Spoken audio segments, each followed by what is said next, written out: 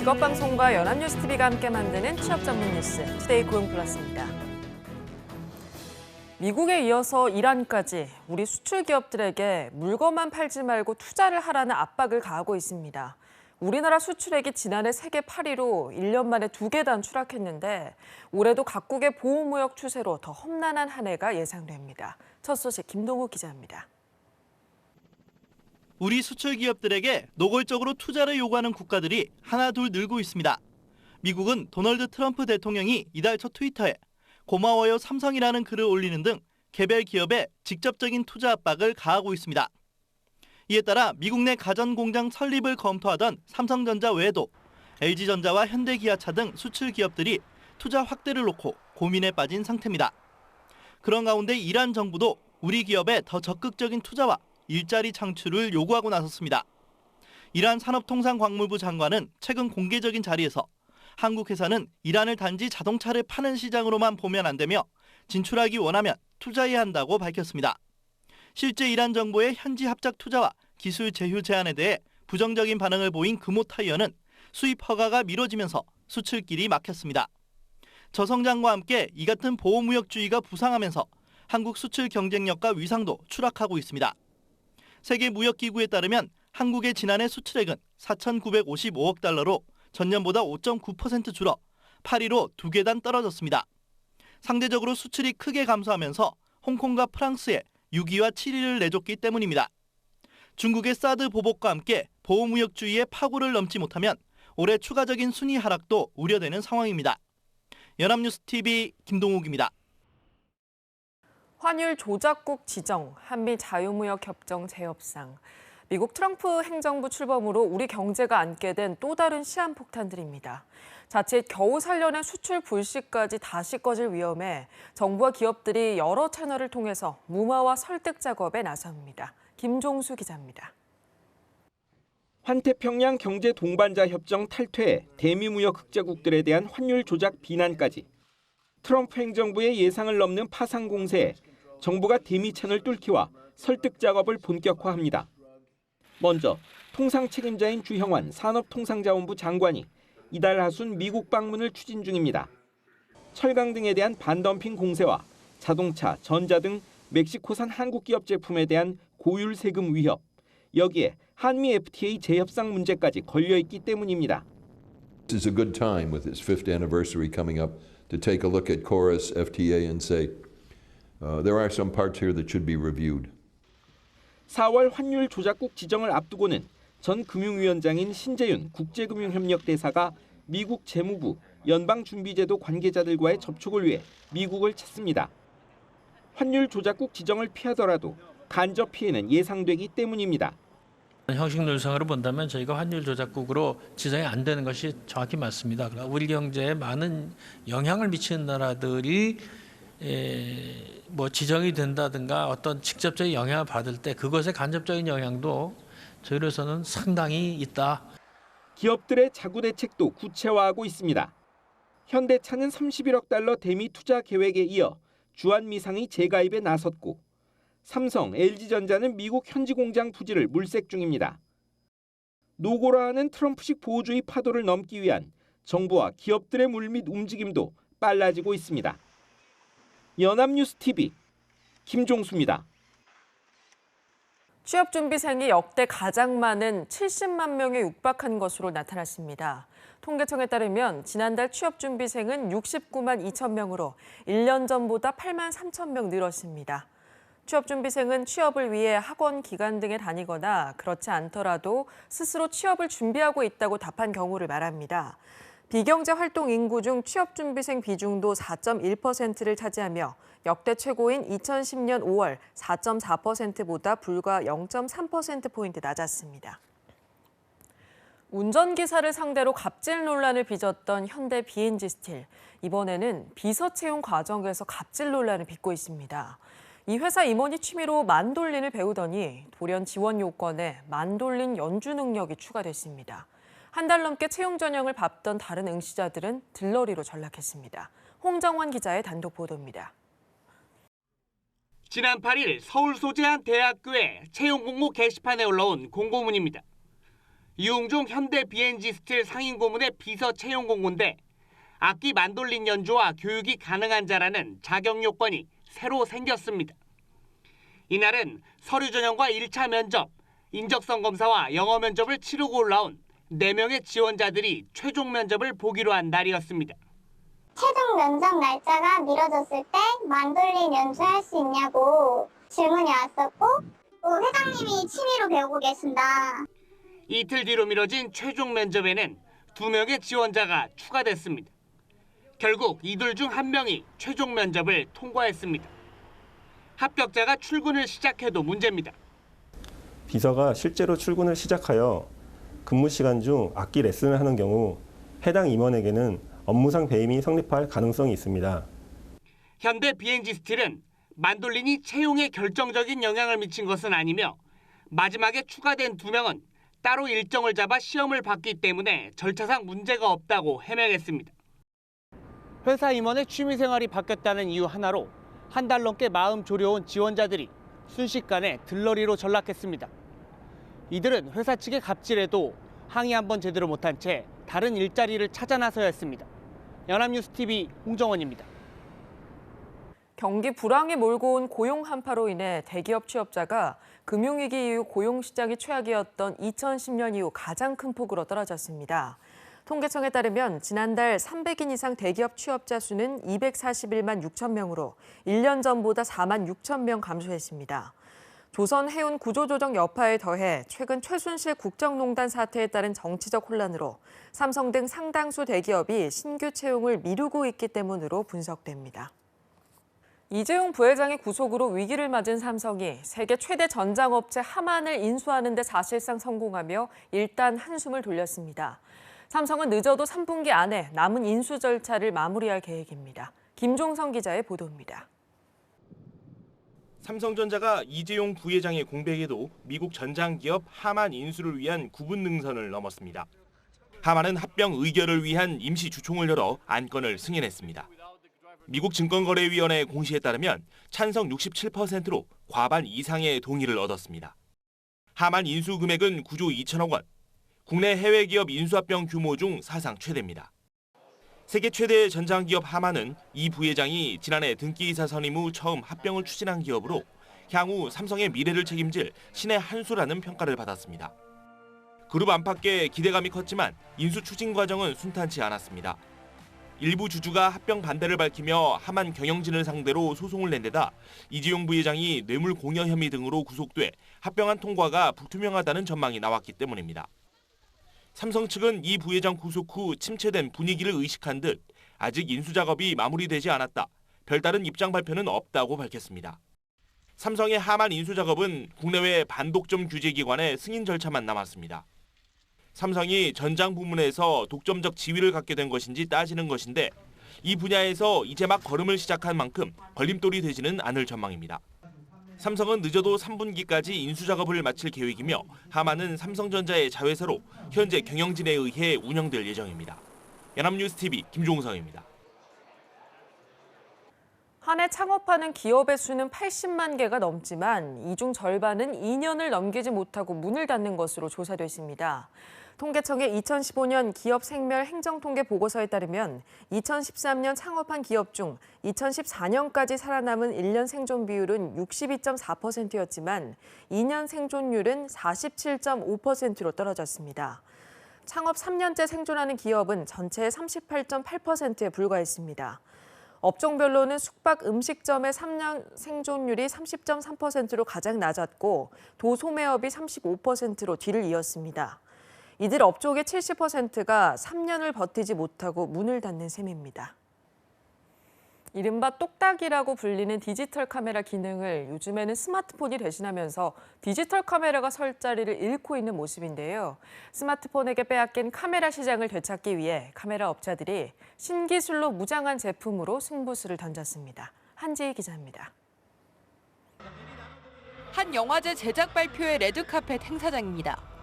연예인을 보며 연신 사진을 찍는 사람들 손에 들려있는 건 카메라가 아닌 스마트폰입니다. 디지털 카메라처럼 일일이 렌즈를 조절하고 조도를 맞추지 않아도 손가락만 대면 사진이 찍히다 보니 카메라보다 스마트폰을 더 선호하는 겁니다.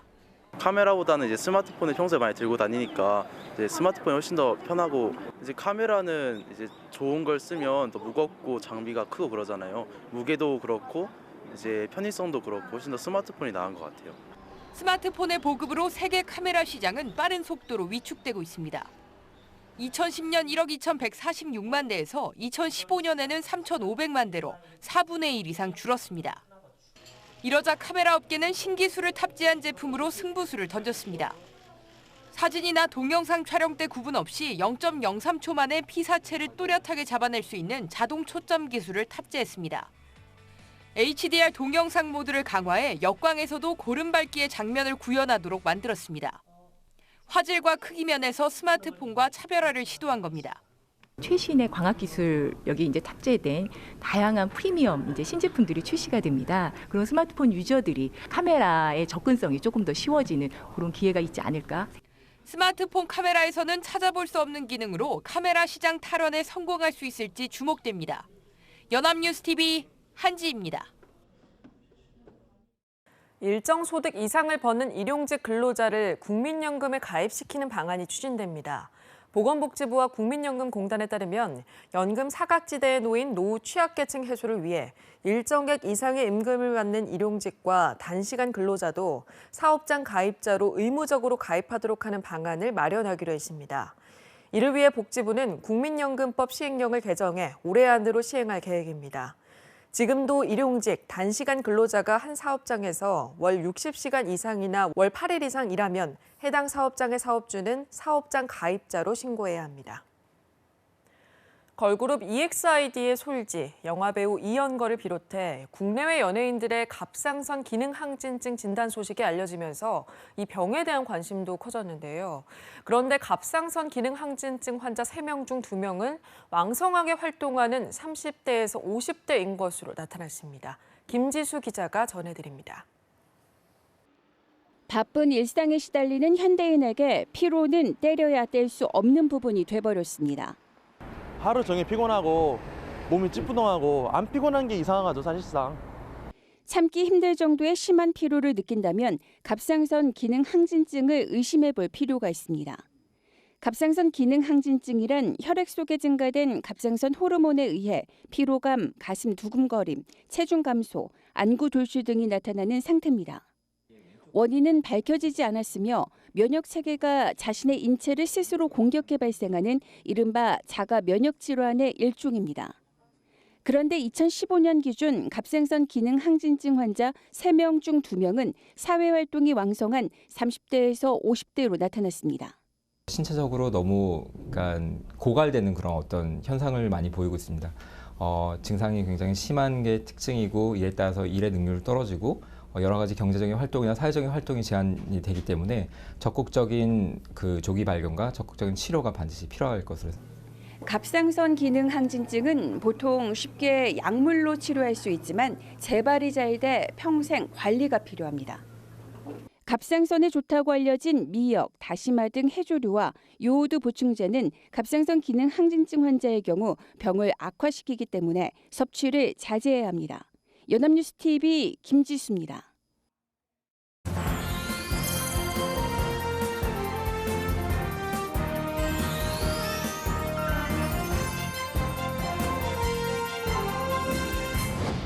사회적으로 핫한 이슈를 키워드로 알아보는 핫키워드 시간입니다. 구보나 캐스터와 함께합니다. 안녕하세요. 네, 안녕하세요. 핫키워드 구보나입니다.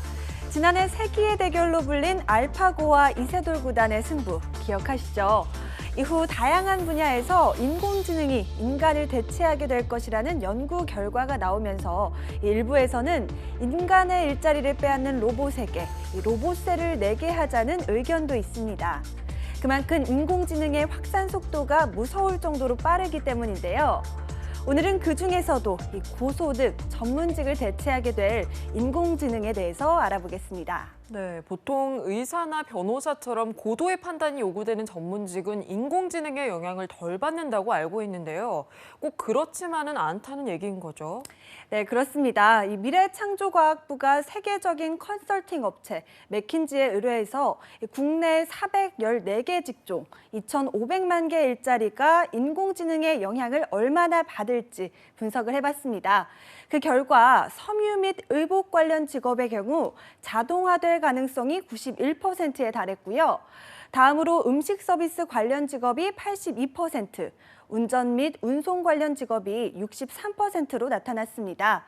그런데 특이하게도 전문직으로 분류되는 경영, 회계 관련 사무직도 59%나 자동화될 것으로 예측됐습니다. 네, 회계나 통계 분야는 전문직으로 인정받아서 취업도 잘 되고요. 연봉도 높은 편인데 이것도 인공지능으로 대체가 되는 걸까요? 경험과 판단이 필요한 전문직도 결코 안전할 수 없다는 얘기네요. 네, 그렇습니다. 뉴스를 보신 분들은 아실 텐데요. IBM이 개발한 인공지능 의사 왓슨이 국내 대학병원에도 도입됐습니다. 이 왓슨은 엄청난 양의 데이터와 세계적인 권위자들의 자료집을 바탕으로 최적의 치료법을 찾을 수 있는데요. 환자들의 신뢰도 또한 매우 높다고 합니다. 네, 이 왓슨의 폐암 진단 정확도가 90%가 넘는다고 하던데요. 과연 우리나라에서도 그렇게 될 수가 있을까요? 아무래도 인종에 따라서 신체적인 차이도 있을 것 같은데요. 아마 왓슨의 진단 과정을 알면 그런 걱정이 안 드실 겁니다. 왓슨의 핵심 기술은 머신러닝인데요. 이 기술은 인공지능이 스스로 방대한 데이터를 학습한다는 개념입니다. 왓슨의 경우는 의학 교재는 물론 각종 논문과 수천만 건이 넘는 환자 정보와 처방법을 공부했기 때문에 어떠한 인종, 연령, 성별도 진단이 가능하다고 합니다. 네, 알파고를 보고 우리가 놀랐던 이유가 단순히 따라하는 수준이 아니고 새로운 판단을 해내는 능력이 있기 때문이었는데요. 왓슨도 같은 원리였습니다. 자, 그렇다면 정말 인간 의사는 사라지게 되는 건가요? 글쎄요, 바로 사라지지는 않겠지만 일자리에 타격을 입을 수는 있습니다. 한국고용정보원이 2025년 인공지능에 의해 일자리를 위협받을 확률이 높은 직업을 조사했는데요. 의학과 약학 계열의 졸업생 51.7%가 위협을 받을 거라는 결과가 나와서 첫손으로 꼽혔습니다. 네, 의사는 고소득, 전문직의 대표 직업이고 성적 상위 1%가 가는 곳인데 10년 후에는 정말 큰 변화가 있을 수도 있겠습니다. 네, 맞습니다. 또 전문직의 대표로 꼽히는 변호사도 마찬가지인데요. 지난해 미국의 대형 로펌 베이커 앤 호스테틀러는 인공지능 변호사 로스를 고용했습니다. 로스는 IBM 왓슨의 기술을 기반으로 하는데요. 1초 동안 80조 번 연산을 하고 100만 건 분량의 빅데이터를 분석할 수 있다고 합니다. 로스는 현재 미국 내 12개 로펌에서 파산 사건을 담당하고 있습니다. 네, 진짜 대단합니다. 언젠가 변론하는 인공지능 변호사를 볼 수 있을 것 같은데요. 변호사도 결코 안전한 직업이 아니네요. 네, 그렇습니다. 세계적인 경영 컨설팅 업체인 딜로이트에서 진행한 연구에 의하면요. 영국 법조계에서는 전체 법률직의 39%에 해당하는 11만 4천여 개의 일자리가 자동화되어 사라질 것이라고 전망했습니다. 네, 단순 업무는 물론이고 이렇게 의사, 변호사 같은 전문직도 인공지능에게 자리를 빼앗길 거라고 하니까 어째 좀 우울한 기분이 듭니다. 다행히도 꼭 그렇게만 볼 건 아니라고 합니다. 의료 서비스와 법률 서비스는 고비용 서비스여서 돈이 많을수록 더 좋은 혜택을 받을 수 있는 게 사실인데요. 그런데 AI로 대체가 되면 시간과 비용이 절감되면서 서비스 가격을 낮출 수 있다고 합니다. 그래서 결과적으로 더 많은 사람들이 더 좋은 혜택을 받을 수 있다는 장점이 있다고 합니다. 네, 그렇군요. 일자리는 줄어들지만 보편적 서비스의 질은 향상된다는 이야기입니다. 이렇게 보면 기술 발전 자체를 너무 두려워할 필요는 없을 것 같은데요. 세계적으로 인공지능 시대를 맞아서 로봇세, 기본소득 같은 여러 가지 대처 방안들이 논의되고 있습니다. 우리나라도 기술뿐만이 아니고 이렇게 제도적으로도 인공지능 시대에 대비해야겠습니다. 네, 오늘 학키워드 구본학 캐스터와 함께했습니다. 고맙습니다. 고맙습니다.